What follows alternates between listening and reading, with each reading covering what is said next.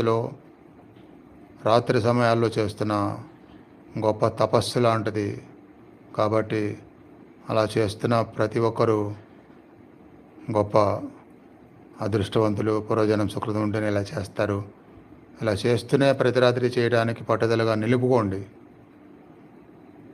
సరైన శాస్త్రీయ సాధనలో అర్ధరాత్రి యందు గొప్ప ఫలితాలు పొందడానికి తపస్సు లాంటిది అనే పదాన్ని వాడి చెప్తున్నా.